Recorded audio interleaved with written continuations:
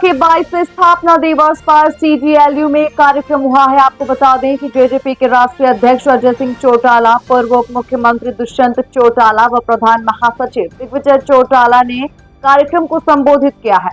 मंच से कई हिंदी व पंजाबी कलाकारों ने भी इसकी प्रस्तुतियां दी है। मीडिया से बातचीत में उप मुख्यमंत्री दुष्यंत चौटाला ने कहा कि कांग्रेस बिन दूल्हे की बारात है। सभी कांग्रेसी नेता दावे करते हैं सरकार बनाने के, लेकिन चेहरा ही फाइनल नहीं है। बताते चलें, उन्होंने कहा कि बीजेपी से गठबंधन करना उनकी जिंदगी की सबसे बड़ी भूल रही है। बीजेपी की सोच आज की भारत को बॉर्डर लाइन बनाना और 2047 तक उसे छूना है। विधानसभा चुनाव में युवाओं की भागीदारी वो सुनिश्चित करेंगे। युवाओं की सरकार बनाना जेजेपी का उद्देश्य है। सरकार बनने पर युवाओं, कांग्रेस व महिलाओं के लिए अनेक घोषणाएं उन्होंने की है।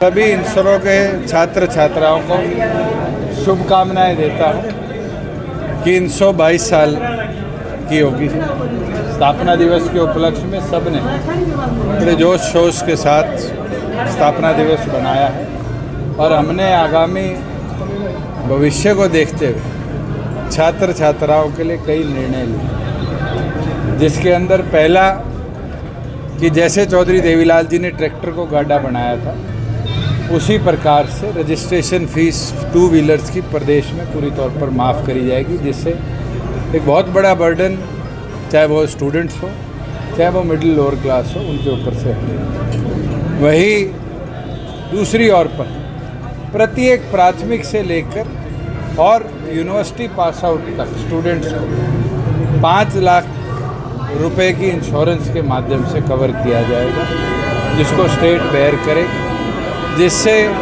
जो ये हेल्थ और अलग अलग प्रकार के बर्डन पेरेंट्स के ऊपर रहते हैं छात्र बच्चों को शिक्षा के दौरान, इसको पूरी तौर पर समाप्ति मिलेगी। वहीं जो हमारे अग्निवीर 4 साल बाद आएंगे, आज सिपाही को सिपाही रखने की योजना तो केंद्र और प्रदेश सरकार ने बना दी कि इनको पैरामिलिट्री में और स्टेट पुलिस में जगह मिलेगी। हमने आज वादा किया है प्रदेश में सरकार आने पर हमारे अग्निवीरों को यूनिवर्सिटी के PhD तक की पढ़ाई भी किसी भी यूनिवर्सिटी में निःशुल्क सरकार वहन करेगी, कि जो वहाँ आज अग्निवीर सिपाही की ट्रेनिंग लेके आया है वो शिक्षित हो और फिर अगर वो फौज में जाना चाहे तो अफसर बनने का भी उसको मौका मिले। कई और चीज़ें ऐसी हैं, जैसे गांव लेवल पर ट्रांसपोर्टेशन का एक बहुत बड़ा बर्डन बस पास का रहता है, जहाँ बच्चों को बारी बारी धक्के काटने पड़ते हैं। कई बार प्रिंसिपल के साइन कराओ, फिर GM के दफ्तर में जाके साइन कराओ, प्राइवेट बस वाले उनके बस पासेज भी मांगते हैं। इस बस पास की सुविधा को भी हम कैंपस लेवल तक अप्रूव करेंगे और कैंपस में ही उनके आई कार्ड्स के अंदर ही डिजिटली उनके बस पास को इम्बेंट करेंगे कि प्राइवेट हो सरकारी हो बसेज में किसी छात्र छात्राएं का कोई किराया ना ले। बीजेपी दावा कर रही है कि 2047 में भारत को विकसित बनाएंगे, आप हरियाणा को कब विकसित बना रहे हैं? मैं तो आज इस प्रयास में 4.5 साल बिता दिए विकसित बनाने के, और बहुत हद तक विकसित हो गया। आज देश की सबसे सार्वजनिक अगर सम्मान पेंशन स्कीम कहीं है तो सबसे अधिक हरियाणा में है, 3000 रुपये। अगर प्रदेश का बेरोजगारी भत्ते की दर देखेंगे तो सबसे अधिक हरियाणा प्रदेश में है।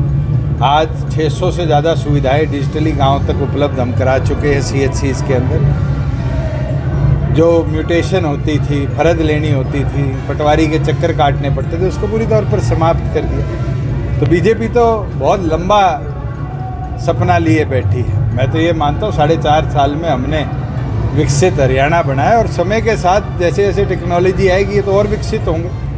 क्या बीजेपी की यही इच्छा है कि जो आज भारत है इसको एक बॉर्डर लाइन बना लिया जाए और 47 तक उस बॉर्डर लाइन को छुआ जाए? मुझे नहीं लगता देश ऐसे विकसित होते हैं। देश तो हर समय हर घड़ी विकसित होते हैं और उस हर समय उस हर घड़ी के अंदर मुझे लगता है नई टेक्नोलॉजी भी, नई इंटरवेंशंस भी बड़ा अहम रोल प्ले करती है। दुष्यंत जी, युवाओं के लिए आज आपने बहुत सारी घोषणाएं की हैं। बीजेपी की नाराजगी के कारण जेजेपी को भी नाराजगी झेलनी पड़ी। अब आगे आने वाले देखो, मैं तो पब्लिकली मानता हूँ, सर छोटू राम जी ये कहा करते थे कि किसान कमेरे के काम कराने के लिए सरकार में हिस्सेदारी बहुत ज़रूरी है। और वो हिस्सेदारी हमने भी रिलायंस की, और उनके साथ भी मेरे ख्याल से इतिहास में हुआ है। कांग्रेस के साथ जाना उनके जीवन में भी एक सेटबैक आया, और वही सेटबैक जननायक जनता पार्टी और हमारे लिए बीजेपी के साथ जाने में है। मैं तो खेद भी प्रकट कर चुका हूँ। दुष्यंत जी, यूथ के लिए आपने बहुत सारी घोषणाएं आज की है। टिकटॉक की बात करें तो किस तरह से अभी तो यूथ का संगठन का विस्तार है। पिछली बार भी हमने 90 में से 47 युवा उतारे थे, इस बार लोकसभा में 10 में से 5 युवा उतारे। तो मुझे लगता है युवा सरकार प्रदेश में बने, इसके लिए युवाओं की नेतृत्वता और युवाओं का साझेदारी बहुत ज़्यादा। दीपेंद्र हुड्डा का बयान है कि हरियाणा में कांग्रेस की सरकार बनेगी और जेजेपी का खाता भी पहले वो तुमसे ये तो पूछ लो किसके चेहरे पे लड़ोगे। कांग्रेस की सरकार बनेगी ये तो सारे कांग्रेसी कह देते हैं, चेहरा कौन होगा ये तय नहीं कर पाते। बिना दूल्हे के बारात ले जाओगे तो बारात पहुंचेगी।